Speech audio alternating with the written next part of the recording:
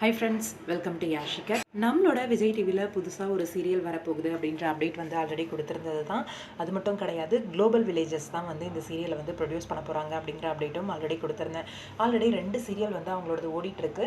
இப்போ 3வதாக ஒரு சீரியல் வந்து ப்ரொடியூஸ் பண்ண போகிறாங்க நம்மளோட குளோபல் வில்லேஜஸ் விஜய் டிவிக்காக.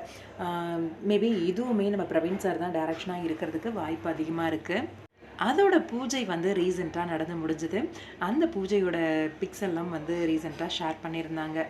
ஹேஷ்டேக் வந்து ஐயனார் துணைன்னு போட்டிருக்காங்க. அது சீரியலோட நேமான்னு எனக்கு தெரியல கன்ஃபார்மாக. சீரியலோட நேம் என்னவா இருக்கும் அப்படின்னும் கெஸ் பண்ண முடியல. ஏன்னா அங்கே வந்து அந்த நேம் போர்டு எதுவுமே கிடையாது. New project Vijay television global villages அப்படின்னு மட்டும் ஷேர் பண்ணியிருந்தாங்க. இது சீரியலோட பூஜை தான் கன்ஃபார்ம். அது ஐயனார் துணை அப்படிங்கிறது சீரியலோட நேமாக இருக்கிறதுக்கு வாய்ப்பு இருக்கா? அங்கே ஐயனாரோட ஃபோட்டோ இருக்கிறதுனால ஐயனார் துணைன்னு போட்டிருக்காங்களா, இல்லை சீரியலோட நேமே அதுதானா அப்படின்றது தெரியலை.